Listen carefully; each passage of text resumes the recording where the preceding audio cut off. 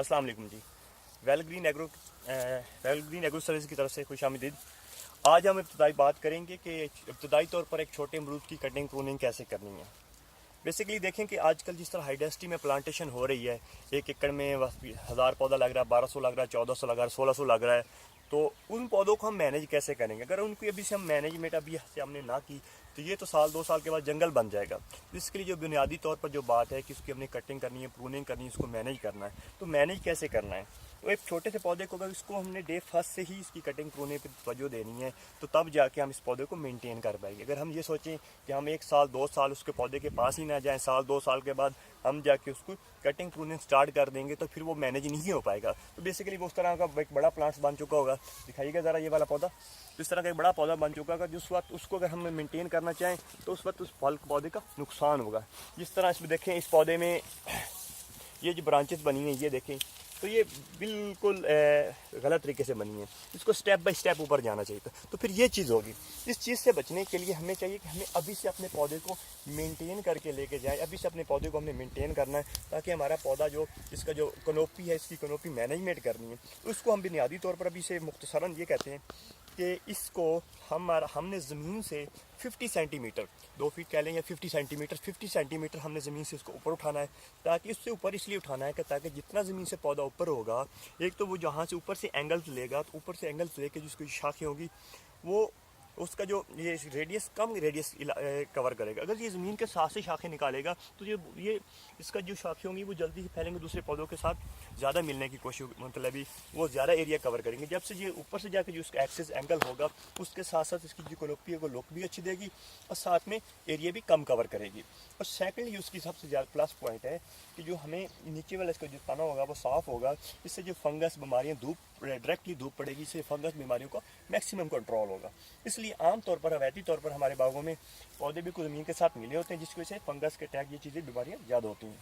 तो उसके लिए हमने इसको नीचे से साफ़ करना। नीचे से साफ़ करने के लिए वेरी सिंपल, इस पौधे को पकड़ें, यहाँ से इस तरह पत्तों को पकड़ें और ये झाड़ दें। ये चीज़ कर दें 50 सेंटीमीटर के लगभग ये करें। यहाँ से नीचे से साफ़ हो गया। आप जब भी मतलब है 2-3 मंथ के बाद आप करते हैं उसको पकड़ें, यहाँ से इस तरह करते जाएँ। उसके बाद इसकी हाइट को कैसे कंट्रोल करना है, अगर ये देखें, अगर हम इसको यहाँ से नहीं काटते या इस चीज़ को छोड़ दें तो ये तो बिल्कुल सीधा ऊपर जाएगा, सफ़ेदे की तरह बड़ा झाड़ बन जाएगा। जबकि हम इसकी तो हाइट को हमने 5 फुट या 6 फुट तक मेंटेन करना है, इससे ज़्यादा ऊपर जाने देना है। फिर इसके बाद इसकी जो फ्रेम को है हमने इसकी कनोपी को रेडियस में लेके जाना है, गोल दायरे की शक्ल में लेके जाना है। तो इसके लिए इस चीज़ को इसको आप हाथ से भी काट सकते हैं, कटर के साथ आप इसको यहाँ से इसकी आप ये कटिंग कर दें। अभी ये क्या होगा कि ये कटिंग करने से इसकी ये ऊपर वाली जो ग्रोथ है ऊपर वाली रुक जाएगी। अभी ये यहाँ से स्प्रूटनिंग करेगा, यहाँ से अपनी शाखें निकालेगा। तो कोशिश करें कि यहाँ से जब ये शाखें निकाले तो ये 4 शाखें निकाले सीढ़ी की तरह, यानी एक यहाँ से निकले शाख, दूसरी यहाँ से निकली, तीसरी यहाँ से निकली, तो चौथी यहाँ से निकले पैरेलल में एट अ टाइम। जिस तरह ये दोनों पत्ते बराबर में, तो दोनों शाखें बराबर में नहीं होनी चाहिए, इससे जो उसकी खुराक की डिस्ट्रीब्यूशन है वो डिस्टर्ब होती है। उसको स्टेप बाय स्टेप इसको 4 शाखें दें, उन शाखों को निकलने दें। जब वो 50 सेंटीमीटर पे जाएँ तो 50 सेंटीमीटर पे जाके उन शाखों को भी आगे से काट दें। फिर वहाँ से 4 शाखें निकलवाएं, एक ब्रांच से फिर आगे 4 शाखें निकलवाएं। इस तरह करके इसका एक ओवरऑल बहुत खूबसूरत से दायरे के अंदर ये 12 शाखों से 16-36 की तरफ एक फ्रेम बन जाएगा, एक जंगला बन जाएगा, पिंजरा बन जाएगा। तो इस तरह इस पौधे की जो कनोपी होगी इसको आप मैनेज करेंगे और उसके बाद आप देखेंगे इसका जो फ्रूट का साइज़ होगा, जो उसकी फ्रूट की क्वालिटी होगी, जो सनशाइन, जो सूरज की रोशनी इस पर पड़ेगी तो उसकी वजह से इसका जो सारी चीज़ें होंगी वो बहुत अच्छी होंगी और मोबाइल मैनेज होगी। तो ये वेरी सिंपल सा प्रोसीजर है, सिंपल सा तरीक़ाकार है। आप इससे करें और कोशिश करें कि जहाँ से अपने ऊपर से काटना है तो उसको इस तरह बराबर नहीं काटें, इसको साइड से काटें ताकि जो ऊपर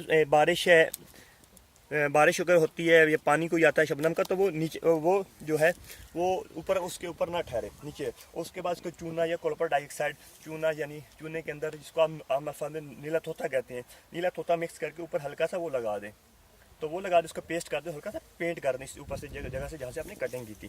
ठीक है जी, ये था सिंपल प्रोसीजर। इसके अलावा बाकी हमारे साथ टच में रही है। हमारी जो साइट है फेसबुक की वेल ग्रीन नर्सरी फैसलाबाद, हम आपके हाजिर हैं। आपके साथ जो तामुन है हमसे वो हमारे व्हाट्सएप नंबर भी 0333891526 और कॉल भी 0321665577 पे वो अब नंबर अवेलेबल हैं। आप हमसे किसी वक्त भी कंसल्ट कर सकते हैं, we are here to help you.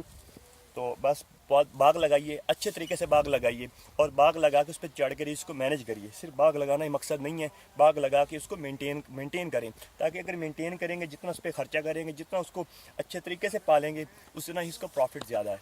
बहुत शुक्रिया जी। शमशाद सियाल को इजाज़त दीजिए। अल्लाह हाफिज़।